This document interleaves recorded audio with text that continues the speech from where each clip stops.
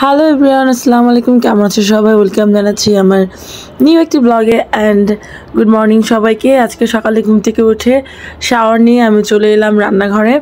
প্রথমে হচ্ছে চা বানাবো, তারপর হচ্ছে দুপুরের মেনু। আসলে অলরেডি আমার বুয়া সব কিছু আমাকে কাটা বাছা করে দিয়ে গেছে, আমি শুধু এখন রান্না করব। অ্যান্ড আম্মু আমার সাথেই আছে বাসায়। আর তোমাদের সবাইকেই বলেছি যে আম্মু অনেক অসুস্থ, তো সবাই আম্মুর জন্য দোয়া করো যেন আম্মু খুব তাড়াতাড়ি সুস্থ হয়ে ওঠে। হঠাৎ করে আম্মু পায়ে ব্যথা পেয়েছিল, আর সেটা থেকেই ইনফেকশন অ্যান্ড এখন হচ্ছে একটু সিরিয়াস কন্ডিশনে আছে। তো সবার কাছে আমি দোয়া প্রার্থী যেন আমার আম্মু তাড়াতাড়ি সুস্থ হয়েছে। সবাই একটু দোয়া করে দিই আমাদের জন্য। তো এটা আমি রান্নাঘরে কুটি কাটি রান্নাবান্না করছিলাম। আর যেহেতু একটু আগে শাওয়ার নিয়েছি, তো আমার শীতটাও খুব একটা করছে না এখন, কারণ চুলগুলো মোটামুটি ভিজা। বাট গোসল করার পর না শীতের দিনে অনেকটাই মানে ব্যালেন্স হয়ে যায়।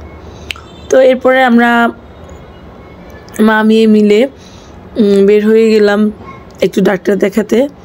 কিন্তু আম্মুকে খুব সুন্দর করে একটা শাড়ি পরিয়েছি। আম্মু যে অসুস্থ সেটা না বুঝতে দেওয়ার জন্য আমি আম্মুকে খুব সুন্দর একটা শাড়ি পরিয়েছি। অ্যান্ড আমরা যেহেতু আম্মু পায়ের ব্যথা পেয়েছে, এই জন্য একটু গাড়ির মধ্যে দুইটা আমরা কিনেছি। তো মা মেয়ে মিলে খাচ্ছি, অ্যান্ড আমি অনেক ঢং করে ভিডিও করতেছি।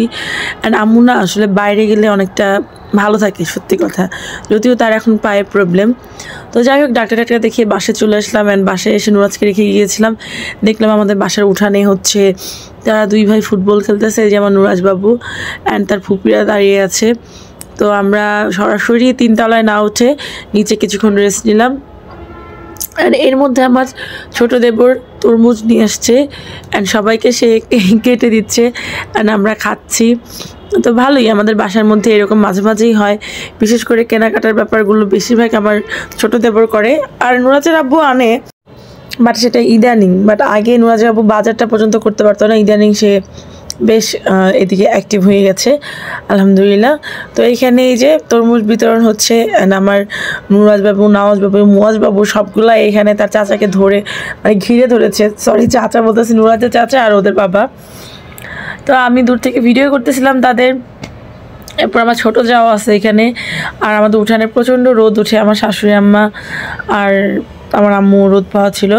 আর এরপর হচ্ছে আমার ছোটো যা এটা একটা অদ্ভুত কাহিনী করছে, সেটা হচ্ছে এই শীতের সিজনে সে ডিপে ম্যাঙ্গো রেখে দিয়েছিলো, সেটা দিয়ে জুস বানাইছে আমার আম্মুর জন্য।